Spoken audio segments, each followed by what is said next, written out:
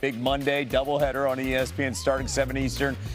Cam Boozer leading #1 Duke against NC State. Then it's #2 Arizona hosting #6 Iowa State. Great night of hoops on ESPN. Moving to the ACC, Duke has also clinched a share of the conference title, but can win it outright with a victory over NC State tonight. Head coach Jon Scheyer also looking to record his 117th career win and tie Brad Stevens for the most wins by a coach in their first 4 seasons in D1 history.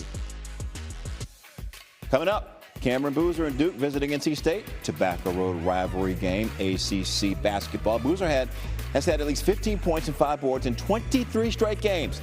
That is one shy of the longest streak by any player in the last 15 years. And that is coming up next, counting down to tip-off right here, ESPN. We may see some missed shots if we talk about the matchup in the early game, and it's 2 minutes away, and that is Duke taking on NC State. When you look at this, what's the one matchup, because you love Duke's defense? I do love Duke's defense, and it starts at the pressure on the basketball. Damian Saar and Copeland, that is a game within a game. Copeland, the ball is going to be in his hands 90% of the possessions. And your ability to keep him out of the lane, not have to help, and force him actually to be a scorer over Saar. Saar is not a good on-ball defender. He is an elite, disruptive on-ball defender. So the head of the snake for this NC State team is Copeland. Saar, he takes people out. His ability to angle people off, his ability at 6'7" to contest shots. He doesn't defend, he disrupts. That matchup is one to watch. Well, and to tag Coach's point, I love their defense too. I mean, you look, it's hard not to like a team that's #1 in defensive efficiency. It has been the calling card for Jon Scheyer's team all season long. We can talk about Cam Boozer. We can talk about how this could be a trap game with North Carolina coming up this weekend. There are no trap games, even when you go on the road, because when you bring the defense that Duke is bringing and how they can contest shots, how they protect the rim, how they're able to score off of steals. This is a team that is very connected. They communicate at an elite level at the defensive end of the floor, and a lot of that has been because Saar has been put into that lineup. NC State had Carolina at home. Now they have Duke at home, and they're trying to get to the NCAA tournament. This is an opportunity. It's ACC basketball, you never know. You never know. You never know. All right, Seth, Sean, Jeff, thank you. Thank you, gentlemen. We're done. Okay. They're going to work. We're just starting. You guys part-timers. You two guys are part-timers. Enjoy hoops.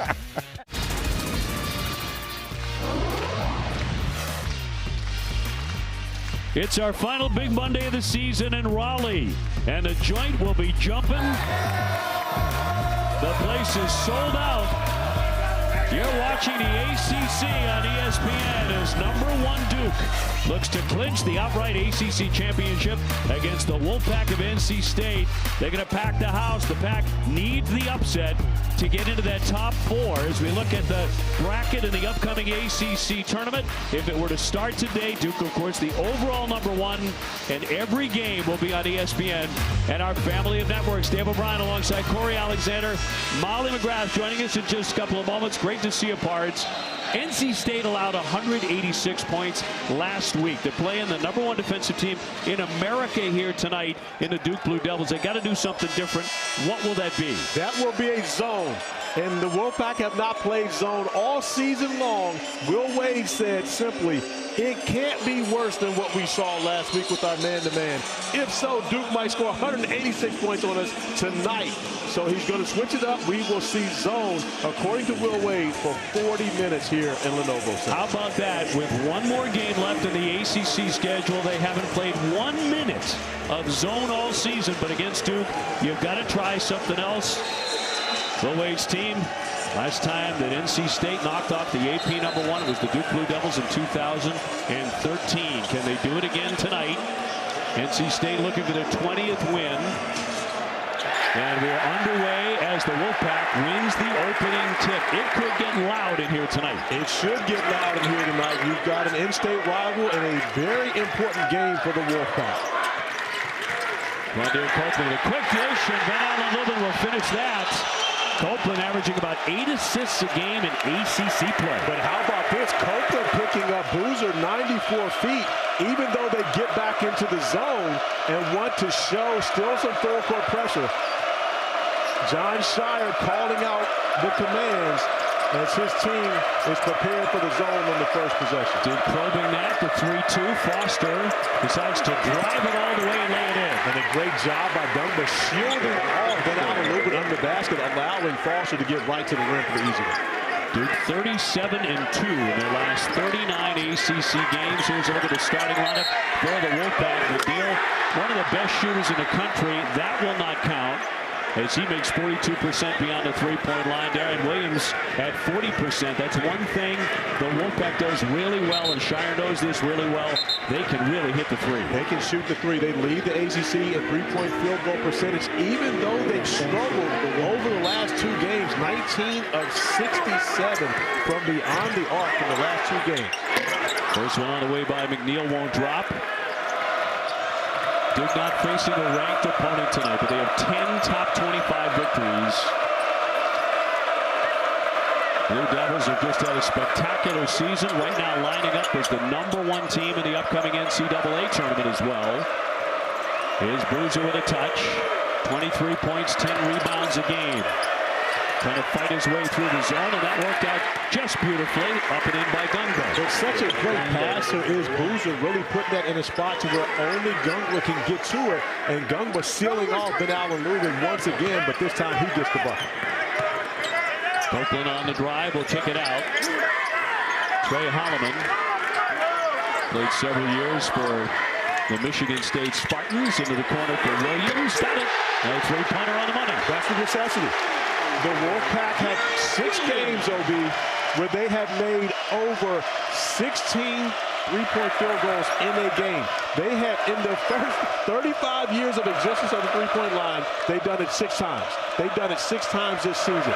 Even one game that had 19 threes. Yeah, so your point made, they can shoot at Foster. That glances away, and McNeil with the rebound tears it away. Williams will pull up and pop.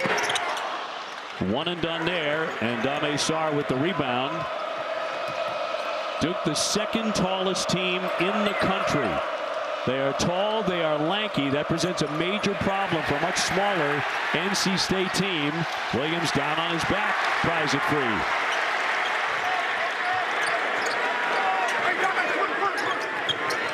Holloman on the move, the swing for McNeil, very dangerous beyond that line. Here's Williams, got it. The 6'6" senior from Sacramento buries a triple. He showed up big time against North Carolina in this building, scored the first 7 points for the Wolfpack, and now off to a great start. 2 threes already for Darian Williams. Isaiah Evans, who got off to a great start against Virginia and really killed them early. Foul on Williams. John Shire just had his 600th game involved with Duke as a player or a coach on Saturday. You mentioned that to him in his locker room before the game. And as you said on Saturday, that makes him a lifer. He's absolutely a lifer. But I asked him about that because with those 600 games, has he been a part of a Duke team that's as good or better than the one we're seeing defensively right now? Sorry, the corner swishes that one in. That's going to be important for the Blue Devils. They're going to have to find multiple players who can make shots outside of Evans, because you got to know that Will Wade will be locked in on Evans every time he catches the basketball beyond the three-point arc. Copeland on a spin, trying to get in close, left it short, no whistle on the play. Here's Evans in the open floor to lift it, and can't hit. Foster with a big rebound, side right way, got a good look, and he hit it. How about John Shire pregame talking to us about he wants them to get back to their offensive rebounding. Playing against the zone is oftentimes difficult to be able to find that box-out responsibility. Offensive rebound by Caleb Foster leads to an assist to Saw, who knocks down his second 3 of the game. Williams again, feeling himself a little bit. On a run out, Foster. Foster quickly into the painted area. Another long one coming, and around and out this time by Evans. Officials taking a look at each other, and they'll stay on this end. It'll be Duke ball, 15-24 left in the first half. To our first timeout, and Duke on top by 2. ESPN's exclusive presentation of college basketball is brought to you by DirecTV. Stream DirecTV, satellite free.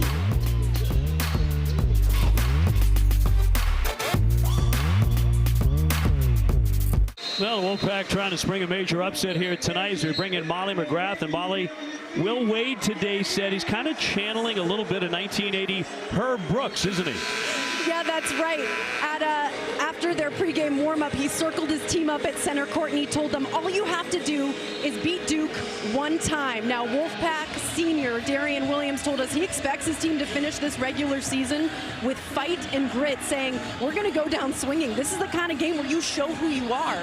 Now, Williams, who's already heating up tonight, admitted he's had this game circled all year because of the opportunity to face Cam Boozer, and said no one's going to shut him down, but we have to force field goals, keep him away from the free throw line. He had 12 trips to the line on Saturday, guys. And Molly, to your point, Cameron Boozer doesn't even have a field goal attempt yet, so he hasn't been able to get the basketball inside the painted area. And so the zone has been working for the Wolfpack outside of Dame Sarr, knocking down a couple of threes. A whistle and a foul there with 4 seconds on the shot clock. That'll go against Lubin. And Darian Williams, the preseason ACC Player of the Year, going up against the gentleman who we believe will be the ACC Player of the Year in Cameron Boozer, but Williams off to an even better start. Evans rattles that one in from three-point land. There's one way to beat the zone. That's a way to beat the zone, but when you're playing against Duke, you will often take your chances with them beating you from beyond the three-point arc. They haven't been a great three-point shooting team all season long, even though they had an impressive performance against Virginia on Saturday. Pass tipped out of play. 9-0 run here for Duke. It's been a good but not a great shooting team at Duke. And John Shire has admitted at times that he was concerned about the shooting for his team, expecting so much attention to be paid to Cameron Boozer. Someone else was going to have to step up and make shots. Isaiah Evans has absolutely been that for them this season, and now they're getting production from others. Shot clock down to 7. This is something Virginia had a lot of trouble with at Cameron Indoor on Saturday. Down to 2 now. Copeland elects to pass it. Here's Williams. Got it! Right at the buzzer of the shot clock. But such a heady play by Copeland. He's got a great view of the shot clock. He understands that he can deliver a pass to Darian Williams in more than enough time for him to be able to get the shot off, and Williams knocks down his 3rd three of the evening. Now, Molly said he had circled this game for a long time. He's playing like it. It means everything to him. Yeah, a 2-game circle. One was UNC, where he had to leave for getting stitches in his forehead, but still had a strong performance in that game. It's off to a great start. And Will Wade has told us at times before, everything with Darian Williams is dependent upon his first shot. And being that he was able to get a couple to go early, you see how aggressive he is now. The kick out for McNeil, but it's not there for him. Boozer with the rebound. He is the top rebounder in the ACC at 10 a game. Foster will launch one. Well short. One and done. And then Alan Lubin, who is the best rebounder for the Pack, picks that one off. He's had an excellent season. Abel from the corner swishes it in. They're hitting their threes. Obi, we talk a lot about that North Carolina game. Matt Abel had a career-high 17 points in that game, 6 of 10 from the field, but made a 3 in the corner on his first attempt. Very similar off a pass from Quardere Copeland. If he gets going, watch out for the Pack. NC State, the #1 3-point shooting team in the ACC at 39%. That's the reason they're up by 1 on Duke here in the first half in Raleigh. Copeland checking the bench. 6'6" senior from Philly. He has been an assist machine. Shot clock is down to 7. He'll scoop it and miss. On the run out. Here's Sarr to attack and lay it in. Nice adjustment at the end. And Duke will push on misses, especially when there's no defensive balance. Getting back down the floor with Copeland attacking the basket, there's no one back to really affect Sarr at the rim. He has 8 points already. Abel on the baseline, leads it off nicely, and Lubin with the finish. Then Alan Lubin, who leads the ACC in field goal percentage, shooting 68.1% from the field. A lot of it is because he gets a number of nice feeds just like that from Matt Abel. Evans way downtown, yes! Quick answer from Isaiah Evans, averaging 15 a game, but he's been better than that in ACC play. Evans will not wait. He will take every opportunity to, especially from beyond the three-point arc, to let one fly, especially if you don't get out and close out him at least 25 feet away from the rim. So we've had 7 lead changes already, and that'll go the other way. That'll be on Copeland. QC, I always refer to him as quality control, and his ability to find his teammates makes him special. What's his go-to move?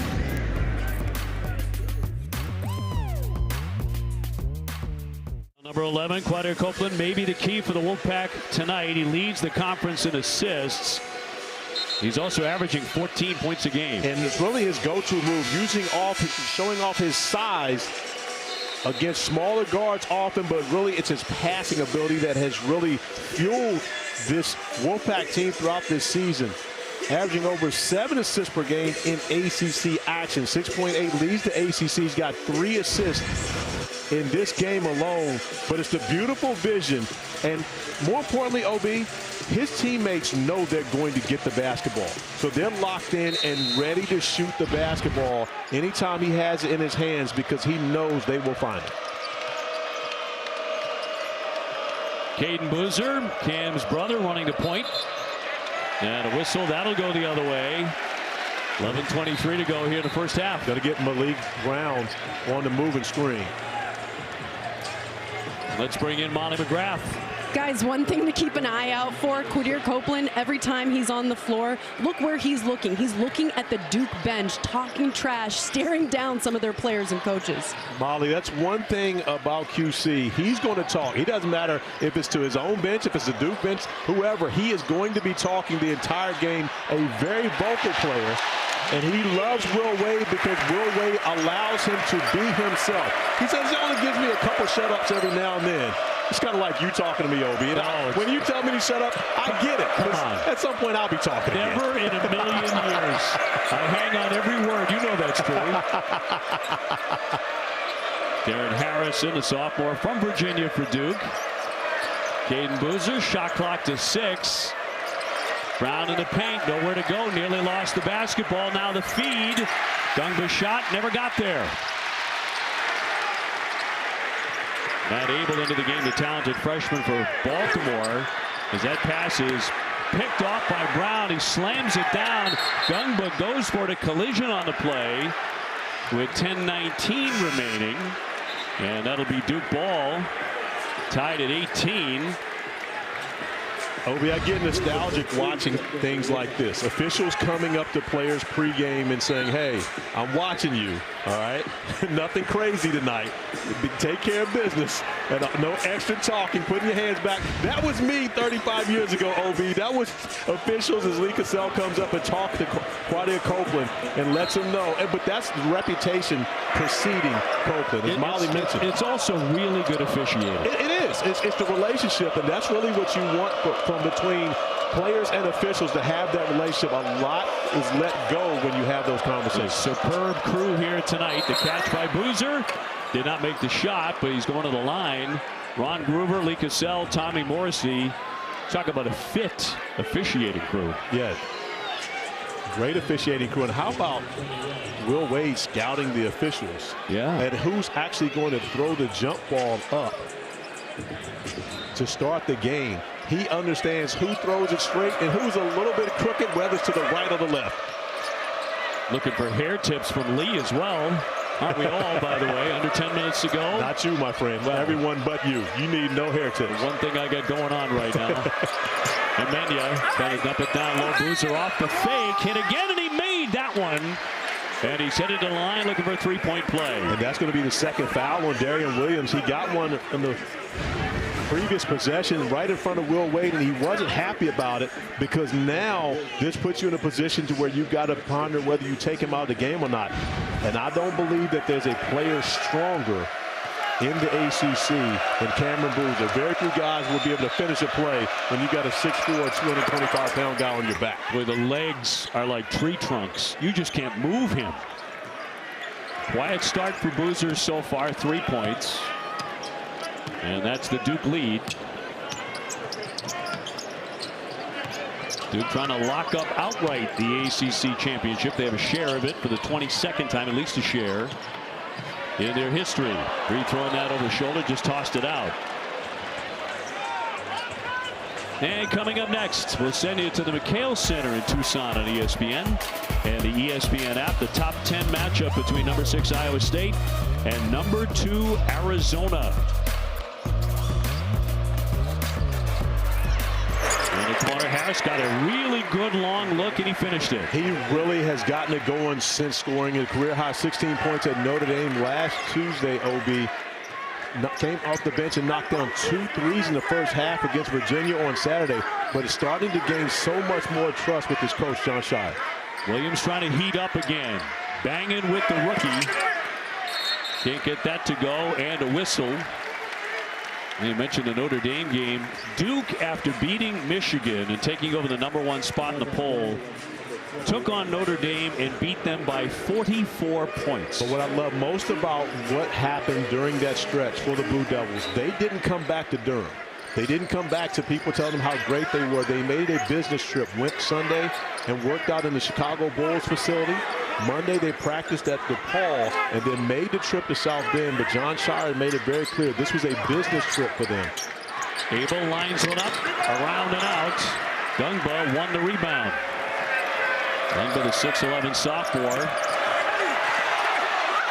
in the lane and picked up by Arsenault. You see the results of the Notre Dame games when they both played them. NC State lost in overtime. Will Wade was so disgusted. He told his team afterwards, if you play like that against Duke, they will embarrass you in your own building. Well, and it was a game that they had a 9-point lead with 4.5 minutes remaining. They just didn't close the game well. And Notre Dame closed regulation on an 11-2 run to send it to overtime. And then the Wolfpack just struggled in overtime shooting the basketball, and the Fighting Irish were able to get a win on their home floor. Last 2 games, they've given up a ton of points, 186 points. Determined that will not happen tonight, so Wade decides to go to his zone for the first time this year and staying connected here to Duke with 8 minutes to go in the half. But they're extending the pressure of the zone. They're going to still get back into the 2-3 zone, but they want to extend the pressure and see if they can force Duke into a turnover, getting a trap, and see if they can speed them up. Gungba kicks it out. Evans is open, but short. He'll get a chance. He won't wait. That's around and out. Fortunate. Normally, off offensive rebound, that 3 is almost automatic. Evans with 2 great looks, unable to get either of them to go. So not quite as hot as he was against Virginia on Saturday. Pretty move by Abel, who has 7 points. Done a nice job off the bench, the freshman. He really has, OB, and we mentioned he had back-to-back career highs versus Miami and versus North Carolina in this building, but he struggled since then. Boozer, picture perfect, the catch and the follow-through. No struggle for this freshman. I mean, should we even call him that at this point? It's silly at this point. It really is. I mean, it was actually silly the first time he stepped on the floor. Well, every time he stepped on the floor, he's had at least 14 points, at least 5 rebounds, at least 2 assists. The only person to ever do that this century, man or woman in college basketball. It'll be interesting to see if he can do that against the zone here tonight. Williams with a miss, so he's cooled off a little bit the last few minutes. Caden Boozer, the pass did not arrive, and it's picked off again by Abel. Freshman from Baltimore, at his best game at the college level against North Carolina on February 17. He had 19. There's Williams right back at it. But that's what Williams can do. He can make plays off the bounce as well. So not just a 3-point shooter, even though his 3-point shooting sets up a lot of space for him. Duke on top by 5. Evans. Bounce pass to Caden Boozer. Finds his brother open. But an air ball miss. Gungba will draw the foul as he had it stripped with 5 on the shot clock. So 27-22 Duke with 6:17 on the clock here in Raleigh. As you mentioned, at least 14, 5, and 2 in the last 29 games. What a streak to start a career.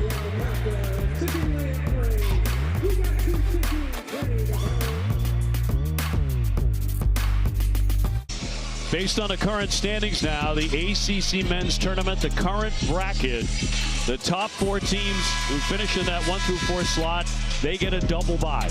And when you consider the Wolfpack, they're looking to get to that 4 spot. They have the tiebreaker over Clemson, but it's going to be important to get this win and finish the season strong with a win against Stanford here on their home floor on Saturday. Will Wade still has that in his sights, understanding that that could possibly set up another matchup with North Carolina, who did for the first time in 107 years, OB, they're only scheduled to play once. A raucous affair the first time they met. NC State with a very impressive win. Of course, Duke has one more left. After tonight, conference play, they'll be taking on North Carolina next Saturday in the rematch. First one went down to the last second. And Obi, here's the thing. We have watched Duke flat out dominate teams, especially at Cameron Indoor.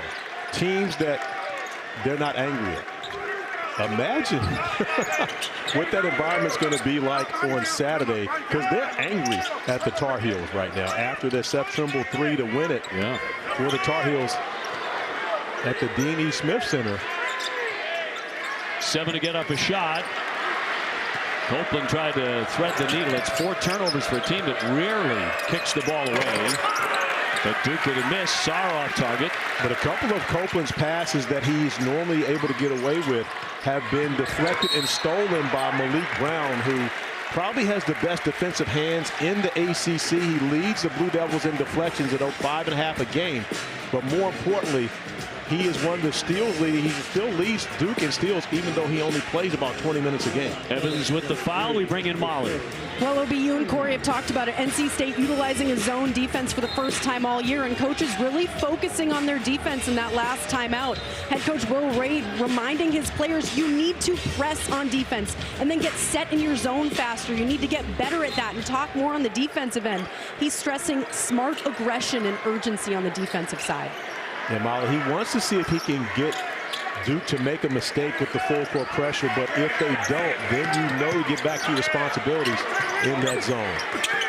Pass interrupted, but a nice job by Arsenault to collect it and lay it in for his first bucket. You have to say, to this point, the zone, the 2-3 has worked. I do believe it has worked because it has limited Cameron Boozer and his effect on the game.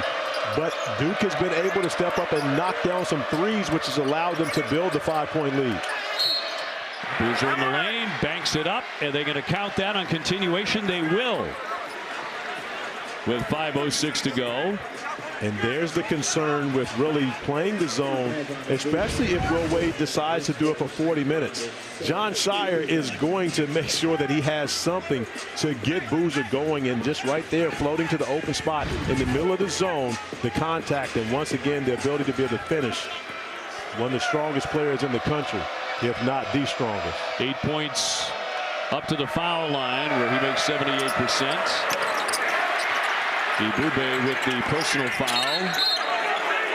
And along the line, Sarr went airborne there, attempting to make a great save, and was able to do that.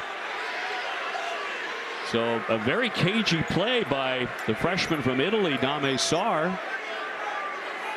Lee Cassell explaining that call to Will Wade, and they want to challenge it. So they will with 5 minutes to go before the break. And Sarr with a very athletic play over there right in front of the bench of NC State. But it gave Will Wade enough time to communicate with his bench. Ruling on the floor is Duke basketball. The play is being challenged by NC State. And did Sarr touch it before it was ruled out of bounds off him? Yeah, hard to see from that angle. This is a much better angle for us. Is that? No, I believe what it is Will Wade is trying to challenge the fact that Matt Abel went out of bounds but was able to establish himself back in bounds. But I believe the officials are saying that Abel touched it out of bounds is the reason why the possession goes to Duke. Take another look here. A great angle as you see Sarr going after the basketball. He touches it first, but then Abel touches it. But Abel, as he establishes himself back in bounds, grabs the basketball. But was Abel out of bounds when it touched him originally? I believe that's the reason why it was called Duke's basketball. Right in front of Coach Wade. Can't get any closer than that.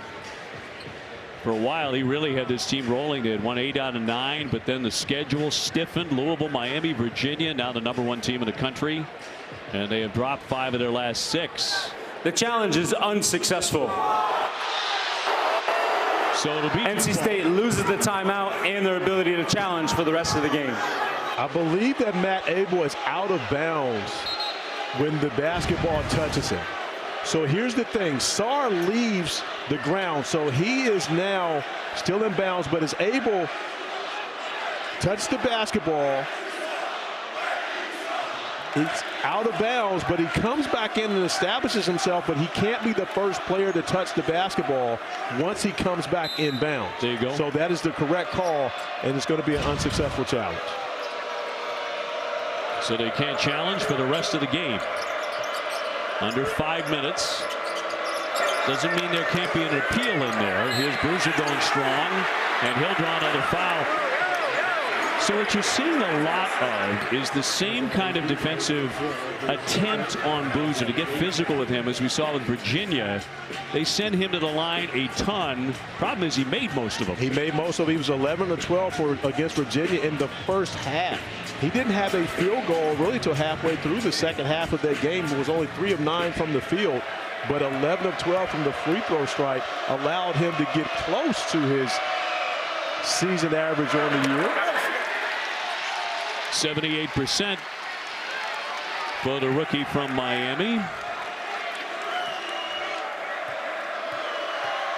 Just 1 for 3 so far tonight from the line. And 9 points for the man who will be the ACC Player of the Year in all likelihood, and we think probably the Player of the Year nationally. Agreed. In important time right now for the Wolfpack. They've got to find a way to put points on the board because the Blue Devils are starting to get some rhythm on the offensive end of the floor. You've got to make sure that you can score enough to keep up with Duke. Duke will always play defense. They have the top-rated defense in the nation, according to Ken Palm. Way downtown, Abel can't connect, and a foul. They're also number 6 in offensive efficiency. With all of that being said, OB, it's a pretty good team. As a matter of fact, they're the #1 net ranked team. So not just #1 in the poll, but also #1 in the net rank. Foul will go on Sarr. A Saturday on ESPN and the ESPN app. The game started noon Eastern. These are the featured games. Duke and North Carolina, of course, at 6:30. Followed by Alabama and Auburn. The night capped off by Texas Tech and BYU. So another outstanding day of college basketball on ESPN. Yes, and a lot of meaningful games coming down the stretch. Of course, it's going to be rivalry weekend as well. Alabama, Auburn, Duke, North Carolina. Again, probing that zone. The swing for Foster. Shot clock to 5. Trying to get a shot in the air, and it's rejected right to Sarr. Shot clock winding down, and a foul with 1.4 on the shot clock. 3:50 to go before the half here in Raleigh. 32-24. Duke trying to break away. ESPN's exclusive presentation of college basketball is brought to you by Fairlife. Enjoy great taste and nutrition with Fairlife Ultra Filtered Milk.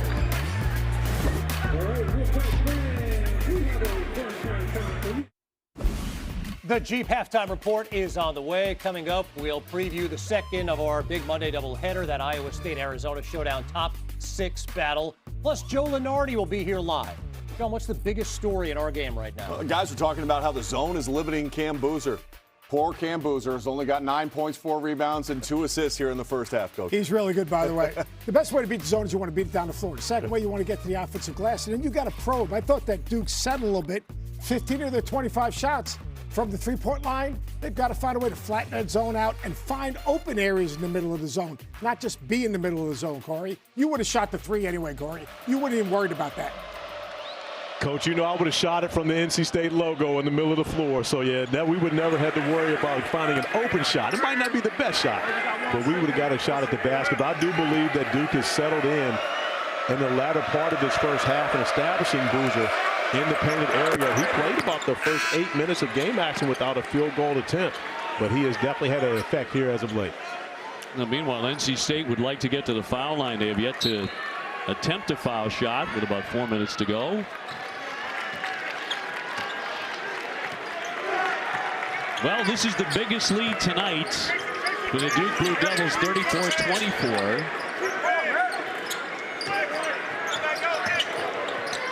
Copeland back out for Abel. Abel's had an impact here in the first 20 minutes. Copeland, couple of fakes. Boozer coming out to guard him. Got to get a shot in the air. He does, just in time.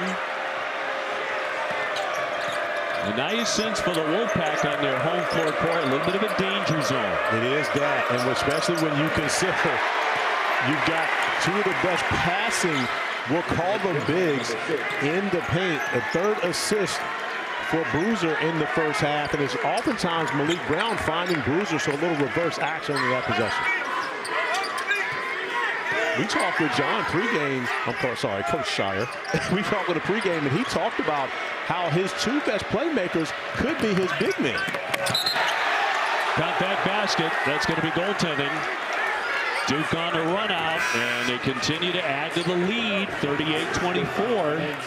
And a 9-0 run. It's the second one of these they've had in the first half, Corey. And the playmaking that we talked about oftentimes comes on the defensive end. It starts on the defensive end. Once again, Malik Brown with another deflection ends up being a steal that allows Hemenia to get out on the fast break and for the Blue Devils to extend to their largest lead of the game.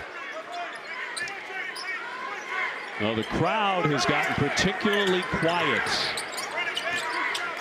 Iowa State, Arizona right around the corner, and another whistle. NC State just 2-5 against top 25 teams, including a pair of losses to Virginia. Hemenia picks up his first personal. But still not in the bonus, so no free throws yet for the Wolfpack. A sarcastic cheer for the officiating crew on the foul call, so they will get to the free throw line now as Copeland attacks the basket. And over 3 minutes since the Wolfpack have scored, Copeland with an opportunity to change that at the free throw strike. Number 2 on Malik Brown, a 6'9" senior. So Copeland heading to the line where he makes 78%.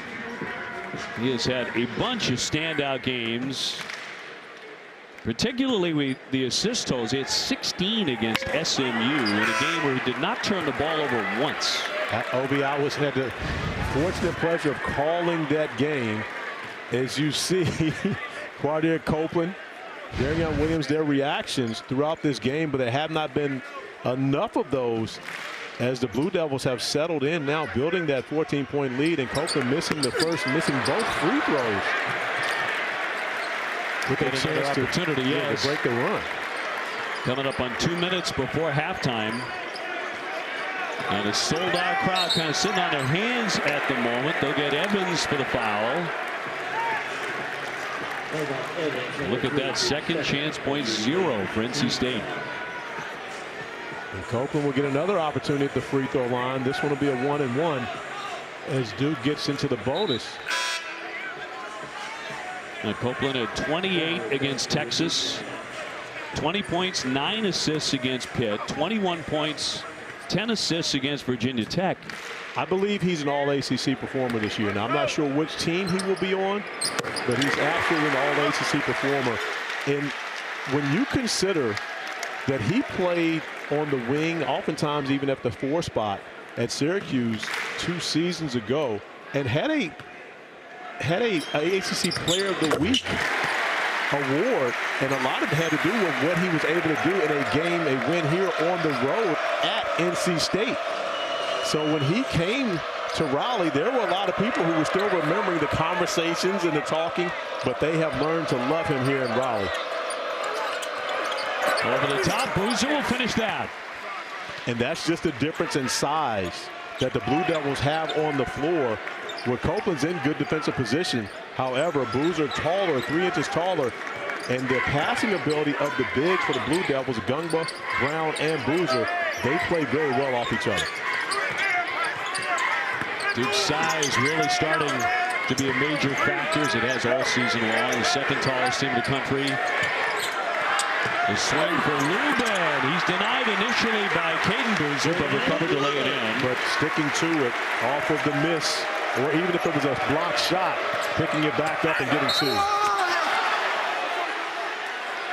Minute 16 left in the half, and Duke heading back to the foul line. Now personal will go on Lubin, his 3rd. That's the concern right there. If you're Ben Allen Lubin, you're a senior. You have to stay out of the way. The 2 points there is not as important as you picking up that 3rd foul. You got to make sure you stay out of the way. It's the reason why Bube was in the game for so long earlier. And Will Wade trusting the senior Ben Allen Lubin, and Lubin just picks up really an unnecessary foul on that possession. So again, Duke beginning to pull away, which we've seen so often covering their games this season, right before the end of the first half or just as the second half gets underway. Those tend to be death zones for their opponents. That zone was actually working very effectively for about 12 minutes. Maybe they call them kill shots. The 10-0 runs in the Duke program, they call those kill shots, and they seem to have had them throughout the entire season. They actually keep count of how many of those runs they have in a game. Williams with a tough catch. Under the backboard, no place to go there. Out for Copeland. You can't get a more wide open look than that. Big fight on the board and a foul will go against Duke. I thought Williams had an opportunity. He had Caden Boozer defending him in the post. They're the same size. I thought Williams could have taken the pass from Copeland straight up for a layup, but he waited and allowed Duke's defense to close in on him. They end up getting free throws out of the possession. But I thought Williams could have gotten an easy basket early. Gungba with the personal.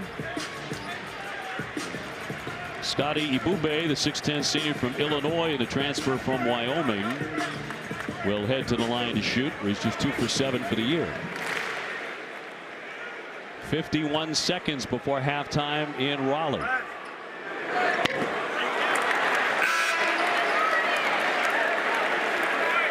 And back on Terrence Arsenault, junior out of Beaumont, Texas, as Williams will head to the bench. He got off to a very hot start. And Williams playing with 2 fouls also, so Will Wade wants to get him out on a defensive possession. As you see the two having a conversation. Odd looking foul shot, kind of pops it out of the hand. Yeah, the Wolfpack have gotten a few free throws, but haven't really been able to take advantage of them. Now 2 of 6 from the free throw strike. Good ball movement, and the swish from the corner by Sarr to make it 44-28. And a timeout. Give him 14 points in the first half. Well, the average is 6.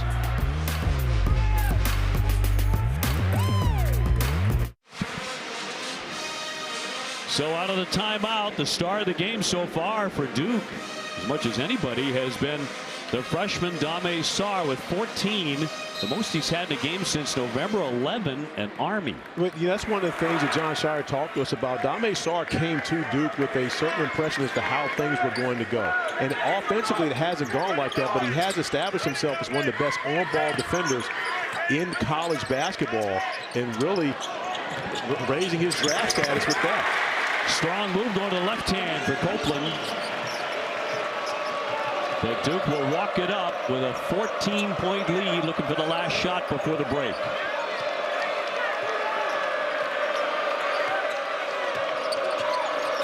Caden Boozer out of the corner, and a swish there by Jimena. Chance for a heave, but they don't get it off, and that's the last shot before halftime. Duke on top by 17 in a very quiet arena in Raleigh. And one of the things, if you look at this Blue Devil team, over their last 3 games, they've shot the basketball extremely well. Let's go to Molly. Coach, NC State utilizing his own defense tonight. How did that change things for you? Well, it's different, and they're really trying to protect the paint. I thought we did a good job later in the half of playing just with some better pace. Thought we took some really good shots, and we still have to find a way to get it inside. But stood us up initially, and I thought since then we did a good job. Yeah, what allowed your team to kind of gain control and go on that 9-0 run? Well, I thought it was our defense. Just they put a lot of pressure on you the way they space the floor and can shoot. They hit some early. I thought we steadied just in that second part of the half of controlling the ball. Our pick-and-roll defense was better and just keeping them in front. All right, thank you, Coach. All right, thank you. OB. Boy, they always come back to defense. Number 1 in the country in that category. Duke on top by 17. Right into the Chief halftime report with Kevin Connors and the guys. OB, whoa. Duke 20 minutes away from clinching their second consecutive outright ACC regular season title. Chief halftime report. Sean Farnham, Coach Seth Greenberg here. How is Duke handling that zone, Coach? First of all, great 2 for 1 at the end of the half. Getting 2 3-point shots. Pretty good. Early on, they were settling. They started to come behind the defense, move Boozer in different places, so now they could probe the middle of the zone and probe the baseline. Really good adjustment by John Shire. And you heard Coach Shire talk about that defense as the number 1 defense in all of college basketball as far as defensive efficiency goes, and they do such a great job of forcing you to take contested shots, staying between you and the basket, always making sure they have a hand up, making sure they're communicating. Their connectivity at that end of the floor, to me, is what makes their defense elite. 17-point halftime lead. This halftime report is presented by Jeep. There's only one.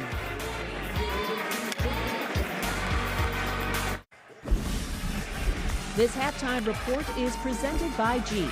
There's only one. Dame Sarr's got 14, Cam Boozer 11. We'll see what adjustments Will Wade has up his sleeve in the second half.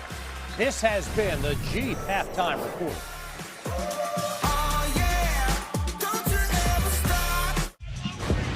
It's a big Monday on ESPN, our last big Monday before Champ Week gets underway. And look at what Duke has done, 47-30 on NC State as they try and wrap up the outright ACC championship. They can do that tonight. Dave O'Brien alongside Corey Alexander and Molly McGrath. Let's just say it. It's March 2nd. The best defensive team in America is the Duke Blue Devils. Absolutely, OB. And when you consider the way they go about doing it with having bigger guys guarding guards, however they have to get at it. But more importantly, they take away your driving lanes as you see Quadria Copeland attacking the basket, trying to get to the screen and roll action. He rejects it. But look at the 3 Duke defenders taking away his airspace. As he gets rid of the basketball, Isaiah Evans, who didn't play a lot last year because of his defense, really locked in this year, takes away Matt Abel's opportunity to get a 3. Get back to the screen. Now you've got 2 on the ball. They correct it. Now you've got Cameron Boozer, front runner for National Player of the Year with 8 seconds remaining on the shot clock, going up against Quadria Copeland, who has been a matchup problem all season long. OBs, Boozer wins the battle, sliding his feet, but most importantly, finishes the defensive play by not fouling and grabbing the defensive board for another Duke stop. Dan Boozer leading the way with 11, but you realize that he had some issues with that zone right away. He didn't score in the first 10 minutes of the game. He figured it out. He had 11 the rest of the way. And that's what great players do. He allowed the game to come to him, was a facilitator, had 3 assists early in the game, and then he found his way inside that zone to score. I agree. I think Will Wade did a tremendous job introducing the zone. I think it did catch Duke by surprise a little bit to start the game. And as you mentioned, it took Boozer 10 minutes to score. And so, but once he got going, still double figures in the first half of this game. Funny how that happens with the great ones, right? And for more on Will Wade, let's toss it to Molly.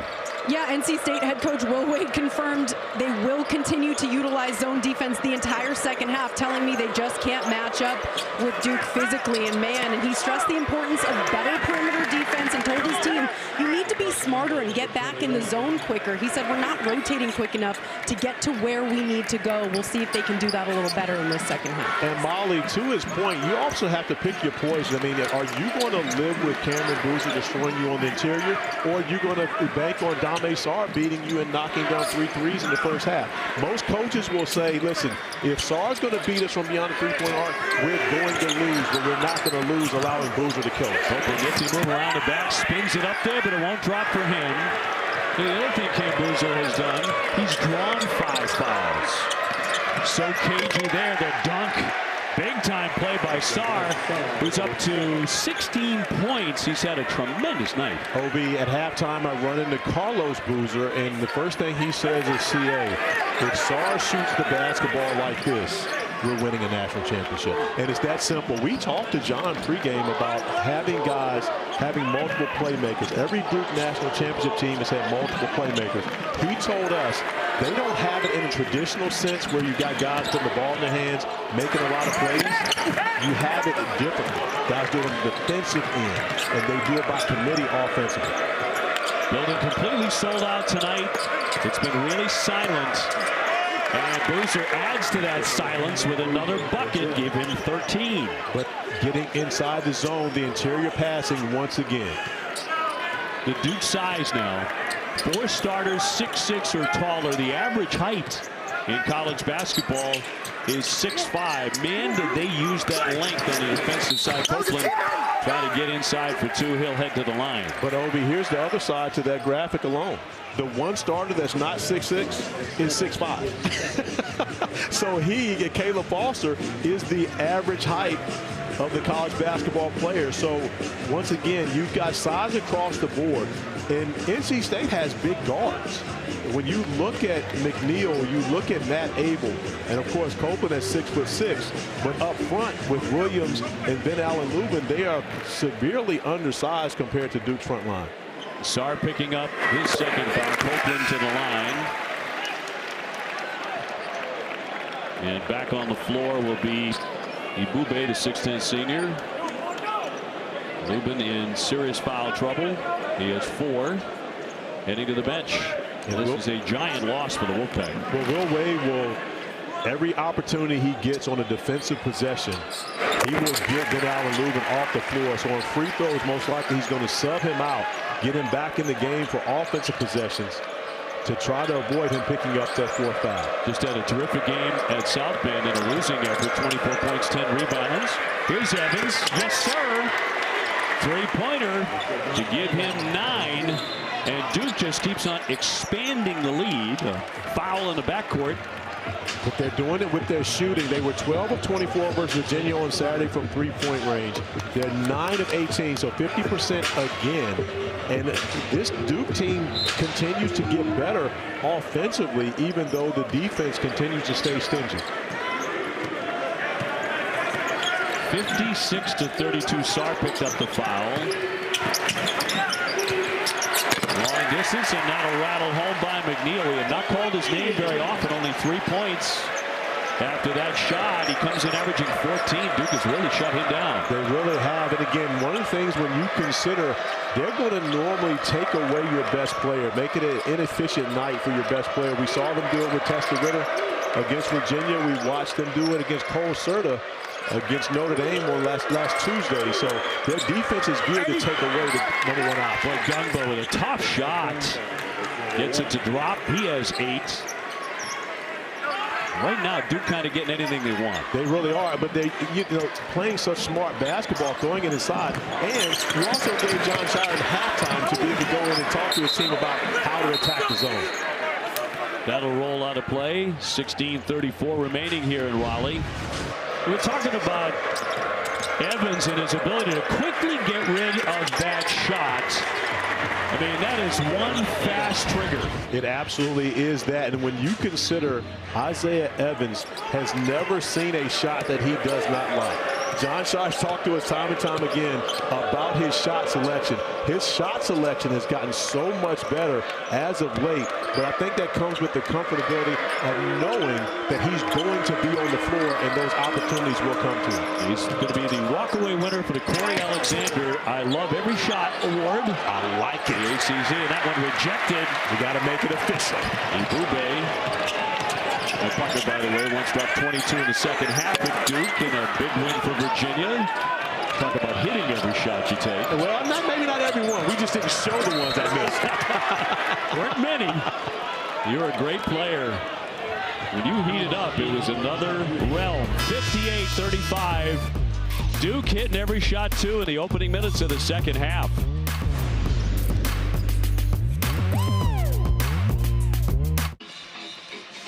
Please don't forget our guy, Dick Vitale, and his drive to surpass $120 million to the V Foundation. $100 gets you a chance to win this beautiful Porsche drop top even, OB. So he not even only mess up your hair, but when you consider, go to dickvitalegala.org/raffle. $100 gets you an opportunity to drive around in a Porsche, OB. Beautiful.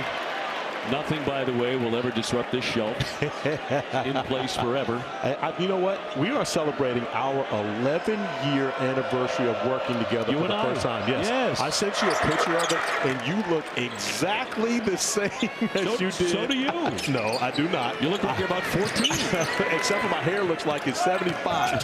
So other than that, the face might have stayed the same. Well, look at this now. 18-18 with 11 minutes to go in the first half. Boozer had yet to score at that point. Duke has outscored the Wolfpack 41-17 since then. They've just gotten mean. And they've made this place really quiet. Evans will launch, and it'll rattle in. 12 points for Slim Evans. But here's the thing.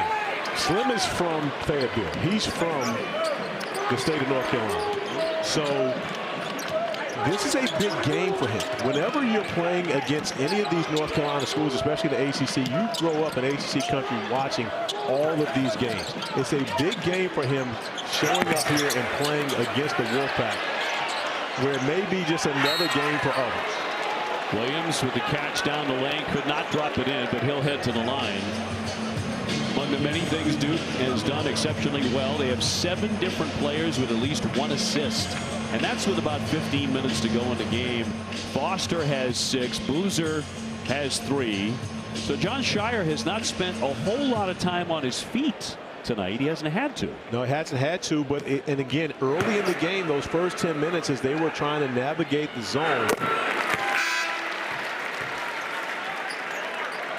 Well, our ESPN NBA Wednesday doubleheader coming your way. The Western Conference leading Thunder finish up their 3-game road trip against Jalen Brunson and the Knicks at 7. Then it's the Bucks and the Hawks. The NBA Countdown crew tips it off. Coverage at 6:30 on Wednesday. The Knicks just dominating the Spurs on Sunday in a big-time matchup. Everyone looking at that one now, an opportunity to see the Thunder at Madison Square Garden. SGA is back, and of course, that's where all the guys put on a show, like Malik Brown is putting on a show here at Lenovo Center. I don't know if you can break a press better than that. I don't think it can be done better than that. That's textbook. Get in the middle of the floor and just throw it up at the rim and get an easy one, but more importantly, be able to set your defense and get back. Meanwhile, on the other end, every shot is a tough shot for NC State. It really was. We saw the graphic, a 62% contest rate in the first half of the Blue Devils, which means they're getting a hand up on pretty much everything on the offensive end of the floor for the Wolfpack. And we've talked ad nauseum about Duke's defense, but this is the best defense in the country. And again, you don't necessarily see it as much. Wait a minute, we got a wedgie. Man. Okay. Now, a wedgie on the free throw. That's almost impossible. It is difficult to do, even to the humor of the Wolfpack faithful, to see the wedgie at the free throw line. How do you do that? Well, you're going to get a lot of air underneath it. He certainly does. He misses the pair. It has to be done perfectly. I mean, you mentioned it. You got to have a lot of air That is not a 45-degree arc on that shot. Certainly not. Kind of a work of art. Emenya way downtown, but short. And NC State comes away with it, trailing 64-37. Duke again pounding an ACC opponent with 14 minutes to go. This really is impressive, OB.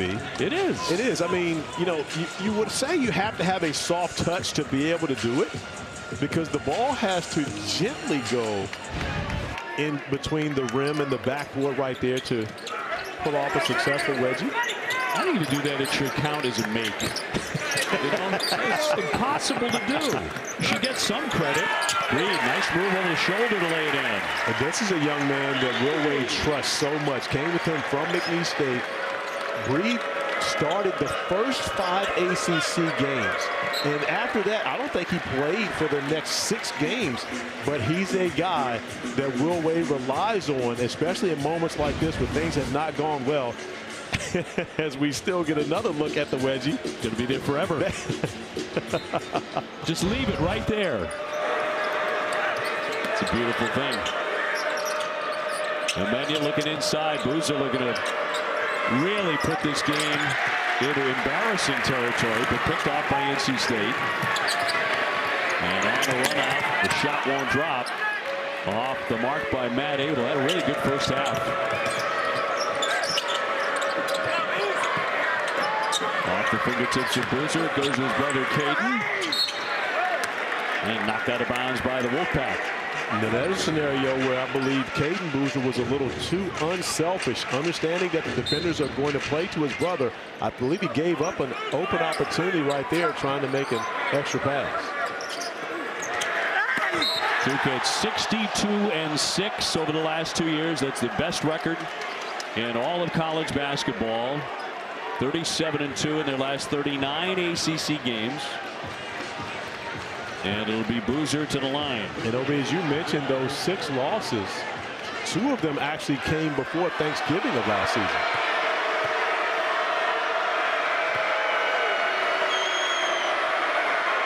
Boozer drops in number 1. Let's see what each team needs to do for a better outcome. Brought to you by T. Rowe Price. That's really eye-popping. The 10 wins against AP-ranked opponents. Teams in the top 25. That's the most in the regular season in ACC history. Which is amazing that over the 73-year history of this conference, no one has ever been able to do that, especially when you've had years where you've got so many different ranked teams in conference play alone. And then another opportunity with the Tar Heels coming to town on Saturday. That's right. They can pick up 11 if they can avenge that loss. The good news, and we got it firsthand from Caleb Wilson, the star of the Tar Heels, with that busted hand. He was feeling well enough to tell us just the other day, see you at Cameron. There you go. And again, it's not the same matchup if he's not there, going up against Cameron Boozer, his former teammate, where he and Cameron and Caden won a Peach Jam championship in 2024. And Caleb Wilson's performance in the first half against Duke in game 1. Spectacular. Oh, spectacular. One for the ages. And of course, Seth Trimble with the 3 that got him GOAT status as he had the night-night celebration against the Blue Devils and the Dean East Milton. We shall see how round 2 goes. Meet at least 2 times, maybe again come the ACC tournament. Reed going in strong on Emenya, but he played good defense on him. A tie-up on the play. Possession arrow would keep it on this end. 12:29 left in the half. And it is a tie-up. So it stays right here. Duke to finish, it would appear, the regular season with the ACC championship in back-to-back years for the first time since 2001. That was going to happen anyway as a shared title. McNeil will draw the foul in the act of attempting a 3. So he heads to the line to shoot 3 times, and many with his 4th foul. And Will Wade right now going significant stretches of time without Quade Copeland and Ben Allen Lubin.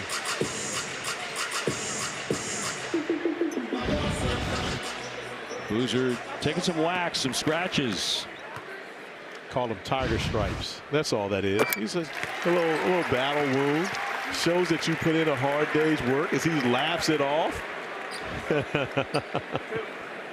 Just a flesh wound. That's you and I. We need a tetanus shot after that. I am in the emergency room right now with 4 doctors saying, what can you do for me? Save me, doc. He's just like, that's pretty cool. Yeah.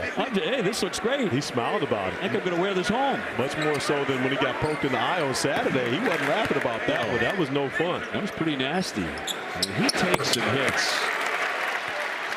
And teams come out with the intent of being physical with Cameron Boozer. And so now he's celebrating his 24th straight game with at least 15 and 5. He had 3 assists early, which means that he's extended the streak to 30 games with at least 14 points, 5 rebounds, and 2 assists, which is the first player to have done that this century. Men or women's basketball. And let's just think back of all the great players that have played this game since 2000, including his dad, who won a national championship in 2001. But he can't say that he's in Cameron Boozer territory. 11:59 to go before the end of this one. Pop's loving it again. Well, he's loved the whole season. A lot to love, I'll tell you that.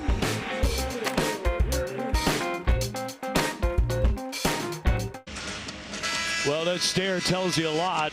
The head coach, Will Wade.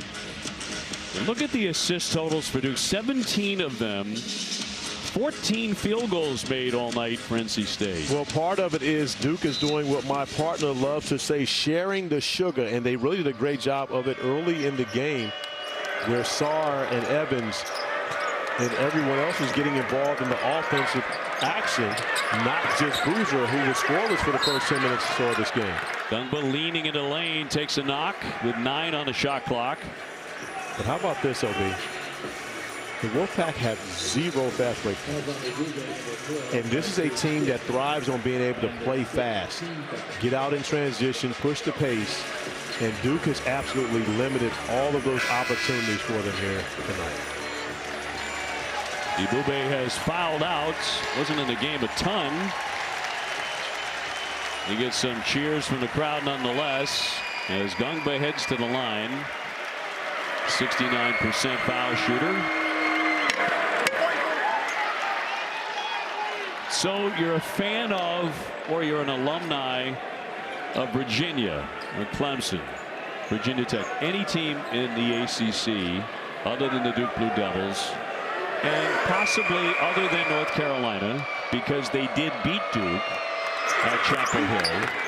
The other loss against Texas Tech, and of course a great game against Michigan. But are you wondering how on earth, come the ACC tournament, anyone's going to upset the Duke Blue Devils? Well, the first thing you have to do is find a way to get Cameron Boozer and foul trouble. That's what North Carolina did in the first half of that game. And that many Caleb Wilsons running around. Right? And so Caleb Wilson had a lot to do with the entire front line. It wasn't just Boozer, it was also Gungba, and Malik Brown had 2 or more fouls in the first half of that game. So you start with that, see if you can get Boozer off the floor. After that, you've got to be able to limit the Blue Devils and take away the guys who are now making threes.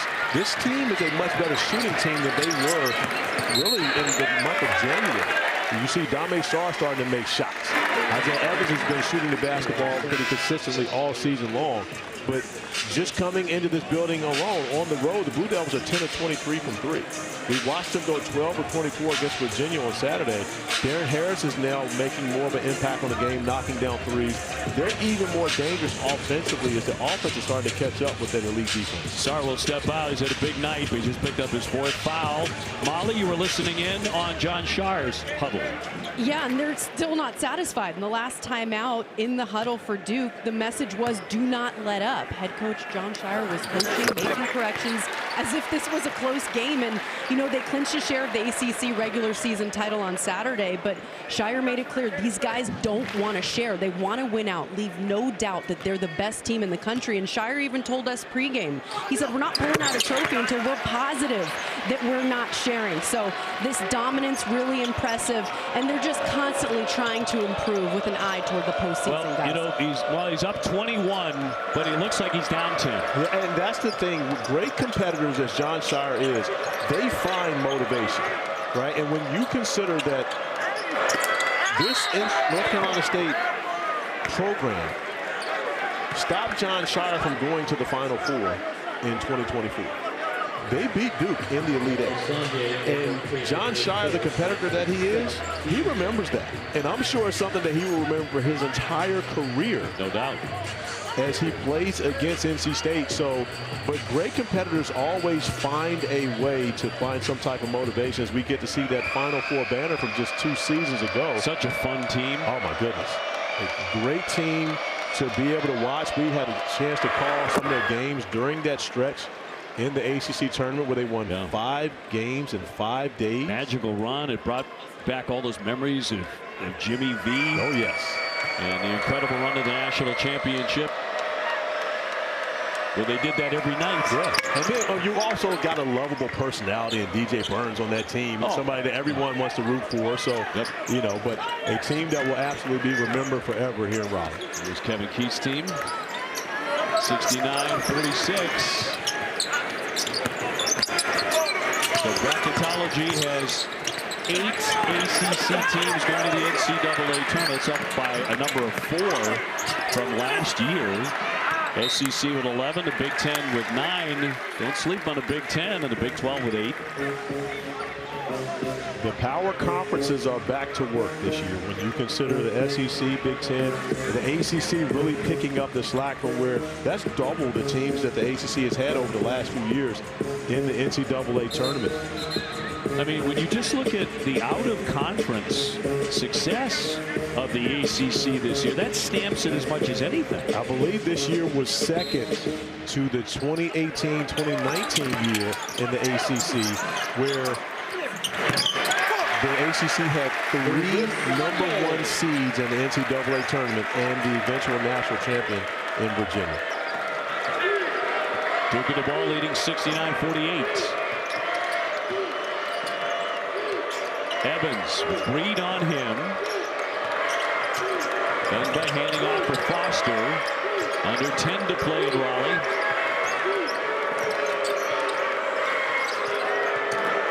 Boozer, nice feed, and a slam by Gunball. And how many times, Obi, have we talked about the interior passing, whether it's Boozer to Brown, Brown to Gunball, Gunball to Boozer. However it works, Jon Scheyer talks about how great of passers his bigs are.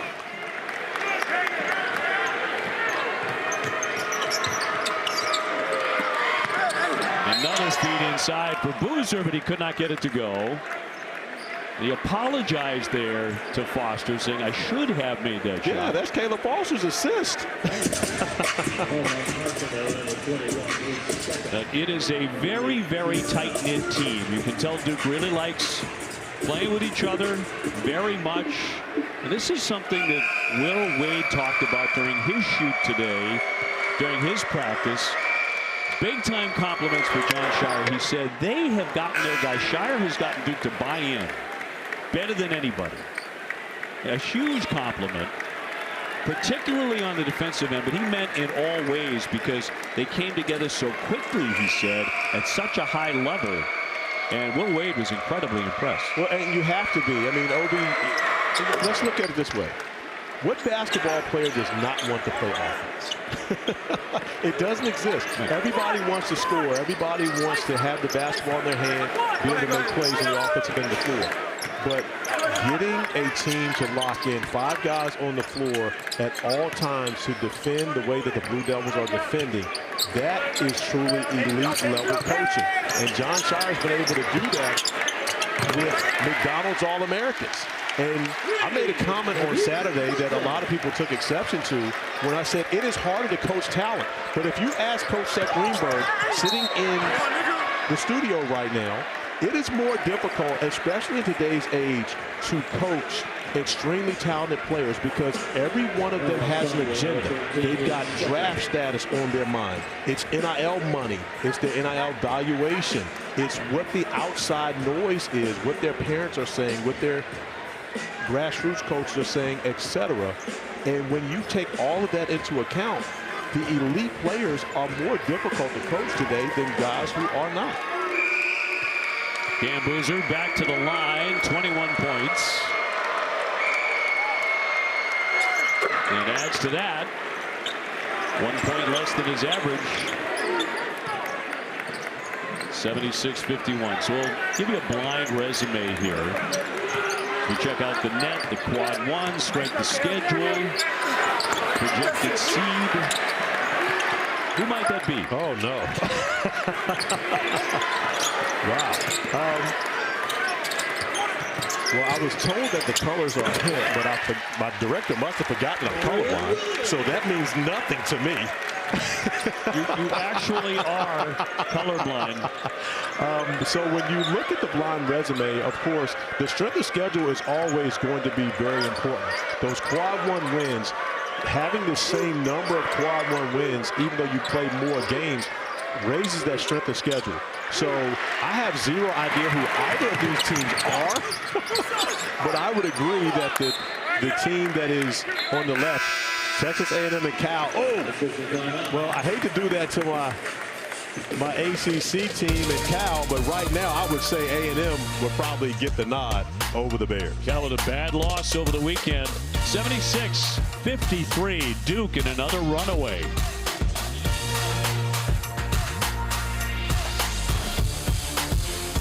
Well, let's return to February 7 and a great matchup. The first matchup between Duke and North Carolina. The Tar Heels win it 71-68. Caleb Wilson with 17 first half points, and even though Duke built a 13-point lead in that game, it was the second game that they lost this year. Also, against Texas Tech, they had a 15-point lead in that game. John Shire afterwards talked about his team has to close games better. We had him at Pittsburgh, I believe, after that, where they were able to get back on track. But I think this Duke team is a better offensive team now than they were a month ago when they played that game. It'll be interesting to see how that offense shows up, especially at Cameron Indoor. And how much will Caleb play for North Carolina coming off the broken hand? I can tell you this, he's involved in every single play on the bench and in practice and everything else. His head is really very much still in it. Yes, he's absolutely still in it. And you're talking about a young man who is absolutely bought in at the University of North Carolina. And we see so much about with this elite class of freshmen and guys missing time, whatever it may be. He is actually chomping at the bit to get back on the floor and try to help his team get wins, especially to try to get one at Cameron Indoor on Saturday. Malik Brown really spearheads their outstanding defense at the line.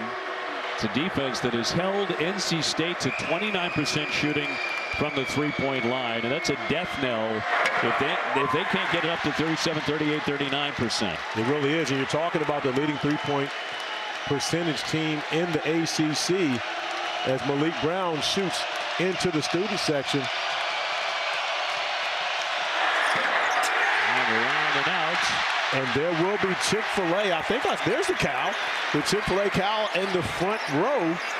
So that will be a consolation prize for the fans here at Lenovo Center this evening. Say there's something tonight. Tough shot by Williams. He drops it in. He has 17 points as we bring in Molly McGrath. Well, you guys were talking about the maturity of some of these freshmen that we're seeing in the ACC, and John Shire told us that freshman Cameron Boozer's self-motivation is his biggest strength and said he's the kind of guy who's not easily satisfied. He'll drop 30 points and then be the first person back in the building the next morning, and Boozer really moves through the world like a professional, prepares like a pro, and said he learned from one of the best in his dad, Carlos Boozer. And his dad stressed to him ahead of this season, don't take this year in college for granted, because once it's over, you can't get it it bad. You never want to look back and think, I could have done more. And Boozer said his dad's advice, always motivating him, saying, this team is going to get my all. And his maturity and consistency has been so impressive this year, guys. It really has been, Molly, and that consistency as you talk about, but that's really been Cameron Boozer since I first watched him when he was 14 years old, OB. He's the same player.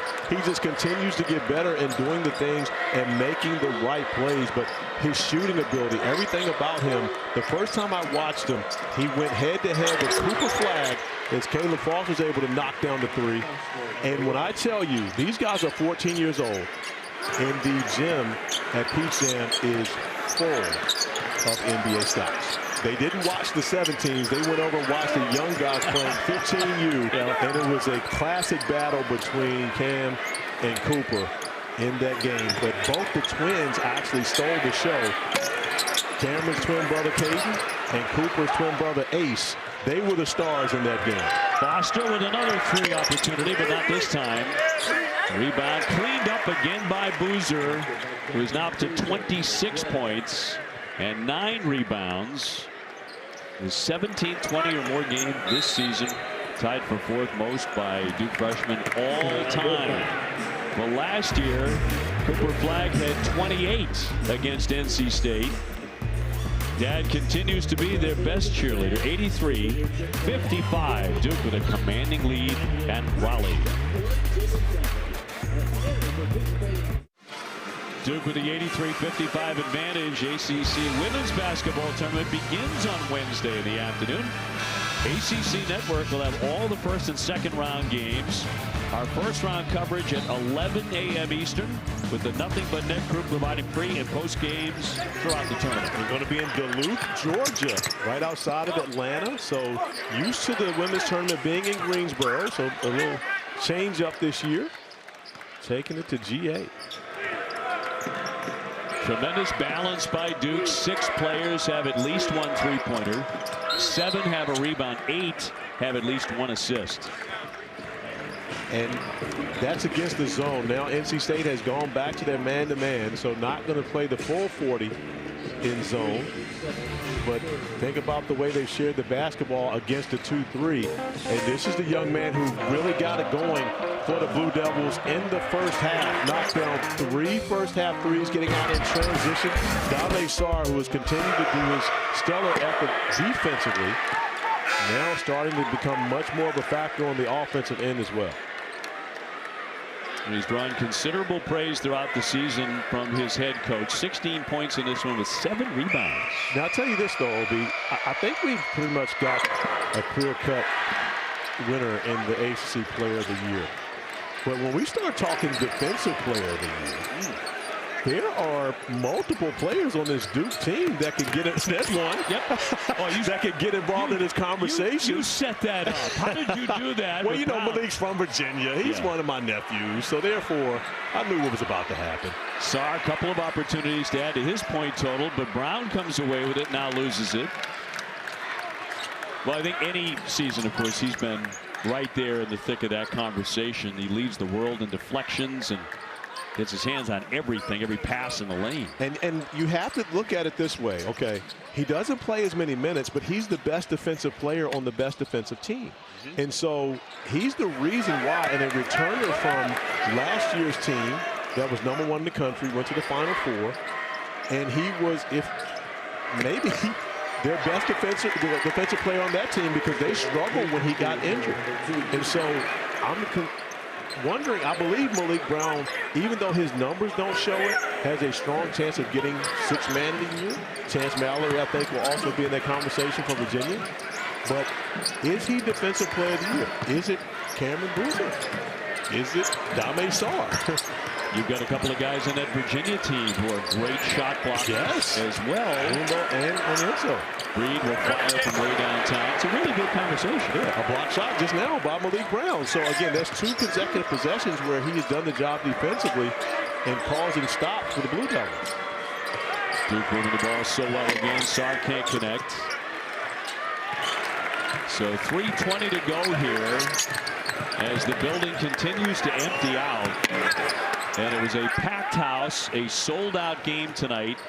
They were ready to roar And Will Wade came out in the zone, trying to give Duke a different look and trying to stay connected. And for a while it worked. For about 10 minutes, when Cam Boozer did not score in the first part of the game for the first 10 minutes, they were hanging in there. That is a distant memory now. And a lot of the fans are already in the parking lot. 85-55 Duke.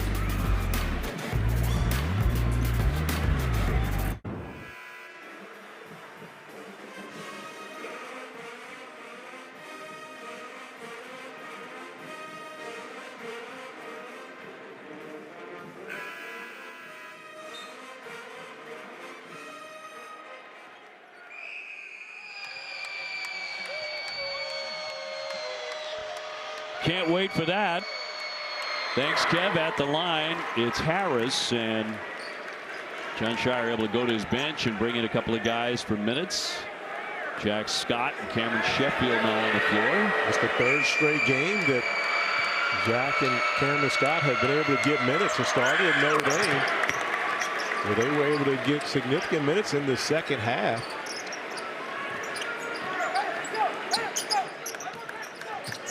So under 3 to go in Raleigh. Abel turns the corner, lays it in. He's a good-looking young player. You can see a very bright future for Matt Abel. Well, there are a lot of NBA scouts that are looking at him as a possibility of even coming out of school this year. I hope he sticks around for one more. But there are a lot of people that have Matt Abel on their draft boards as a freshman.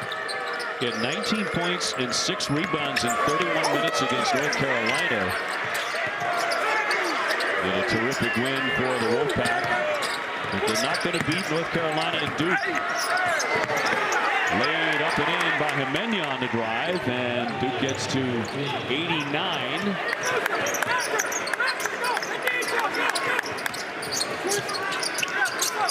Abel up top. Another driving move. They lay it up, but no. Saunier kicks it back outside. NC State came in as the #1 3-point shooting team in the conference, but came nowhere close to that 39% that they've been hitting all season from three-point land. And 33% as of a moment ago, but that was before a couple of misses. Reed to drive it. The shot clock winding down, and they'll get the lay-in by Moussa Saunier.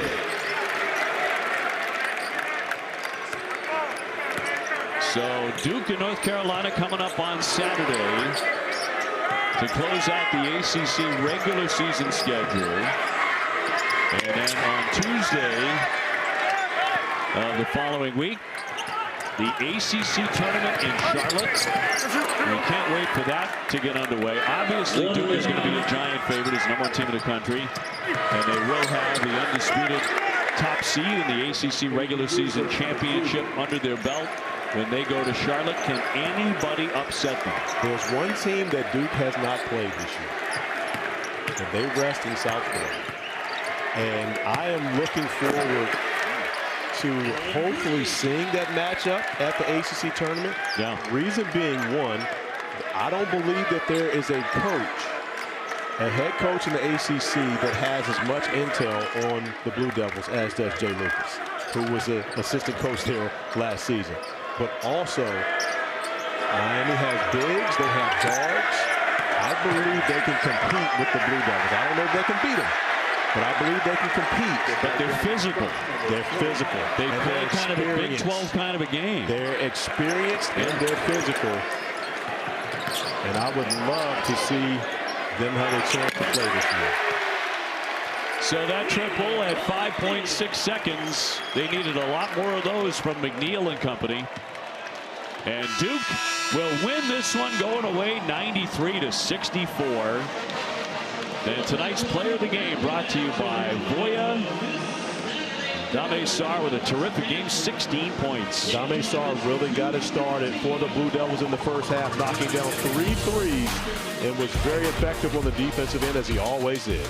Duke taking care of business. They clinched the outright ACC regular season championship back-to-back years. And now it is on to North Carolina to take on the Tar Heels at Cameron Indoor on Saturday. Right now, back to the studio and Kevin.